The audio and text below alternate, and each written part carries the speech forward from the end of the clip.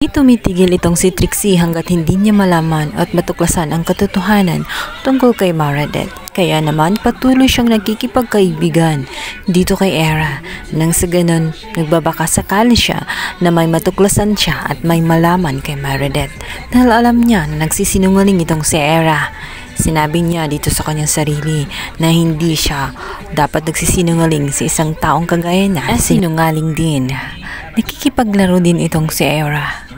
Ginagamit din niya itong si Trixie dahil sa tingin niya kapag marami siyang malalaman tungkol kay Trixie ay mas may magiging dahilan siya at may paraan siya para proteksyonan ang kanyang trono at ang kanyang mati mula kay Lilith. At hindi na dapat matuklasan ang lihim tungkol sa kanilang dalawa dahil gusto ni Era sa kanya lang ang kanyang mati. Samantala, dito nga ay si Ino ay magsisimula na nga bilang intern dahil sa unang kaso na kanyang gagawin kasama nga itong si Lilith.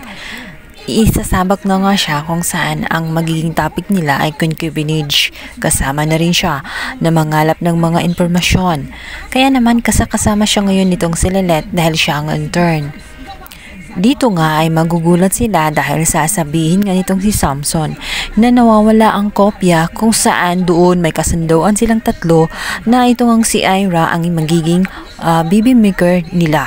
Ngayon, mahihirapan sila kung paano papatutunayan na ilusyon lang ang pinagsasabi ng kanyang asawa at hindi talaga totoo na may namamagitan sa kanilang dalawa nitong si Ira.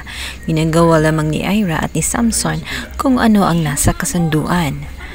Kaya naman nag-alala ngayon itong si Lilith. Kailangan nilang mahanap ang kopya dahil ang exhibit na yon ay magpapatunay at malaki ang laban nila sa korte kapag hawak nila ang kasunduang iyon. Subalit itong si Melissa dahil mautak, ayaw nga niyang sabihin nung nagpa-blatter siya na itong si Ira ay ginamit nila para maging baby maker. Itong si Melissa at gustong-gusto niya na ipanas at makasuhan nga itong si Samson. May tinatago nga ba si Samson? At totoo nga ba talagang may namagitan sa kanilang dalawa ni Ira?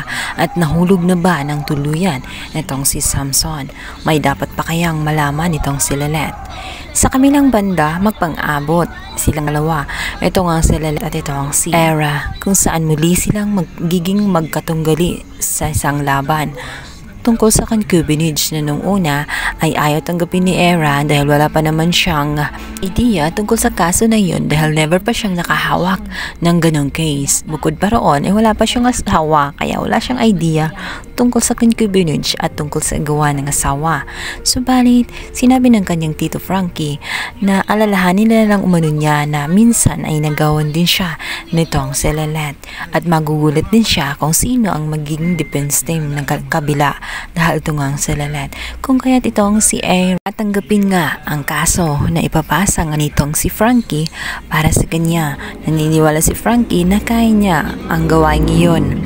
At kahit first time niya at naniwala siya kay Era dahil sa kakayahan nito at marami na siyang kaso din na na-handle. Sa kabilang banda, gagamitin naman ngayon itong si Era, itong si Trixie.